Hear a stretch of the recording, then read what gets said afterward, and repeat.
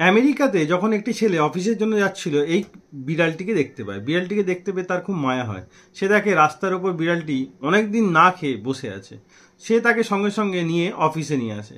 অফিসের লোকেরা ঠিক করলো যে এই বিড়ালটিকে তারা এই অফিসেই রাখবে এবং যে যা খাবার খেত এই বিড়ালটিকে দিত। তো ফাইনালি তারা ঠিক করলো এই বিড়ালটিকে অফিসে রাতে রেখে দেবে, রাতে সেখানেই রাখতো। কিন্তু পরের দিন সকালবেলা যে প্রথমে এলো সে দেখলো এই বিড়ালটির কাছে অনেক ডলার পড়ে গেছে। তো তারা চমকে গেল যে এত ডলার বিড়ালটির কাছে কি করে এলো। তারা কিছু না ভেবেই সেই ডলার দিয়ে পার্টি করে নিল। তো পরের দিন সকালবেলা আবার যখন তারা গেট খুলে দেখে আবার বিড়ালটির সামনে অনেক ডলার পড়ে আছে। এবার তারা ঠিক করলো যে তারা সিসিটিভি চেক করবে। তারা যখন সিসিটিভি চেক করলো তারা দেখতে পেলো যে বিড়ালটিকে একটি লোক ডলার দিয়ে যাচ্ছে এবং বিড়ালটি লাফিয়ে লাফিয়ে লুপছে। তো এইভাবেই প্রচুর ডলার সেখানে জড়ো হয়ে গেল।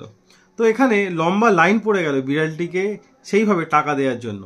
যখনই বিড়ালটি দরজার সামনে দাঁড়ায় তার ফাঁকা থেকে একটা ডলার বাড়িয়ে দেয় এবং বিড়ালটি দু হাতে সেটা ধরে নেয়। এইভাবেই তার কাছে ডলার জমতে শুরু করলো। তো তারা ঠিক করলো যে এটাকে কোনো ভালো কাজে লাগানো যাক এই ডলারকে। তো প্রচুর লোক এই বিড়ালটিকে ডলার দিত এবং বিড়ালটি লাফিয়ে লাফিয়ে লুপ্ত, আর লোকেরা সেটা মজা নিত। তারা কি করলো, তারা এই যে ডলারগুলো যে রোজ যে ডলার জমতো সেই ডলারগুলো সে যত রাস্তার কুকুর এবং বিড়াল আছে তাদেরকে খাওয়াবে ঠিক করলো। তো রোজ যা ডলার জমতো তারা রোজ সেই ডলারের টাকা দিয়ে খাবার কিনে পথচারী যত বিড়াল এবং কুকুর থাকতো রাস্তাঘাটে সবাইকে তারা খাবার খাওয়াতো।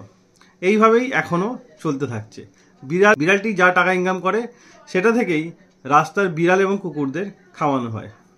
তো স্টোরিটা যদি ভালো লাগে অবশ্যই লাইক করে শেয়ার করে দেবেন এবং আমার ভিডিও প্রথম দেখে থাকলে অবশ্যই ফলো করে দেবেন।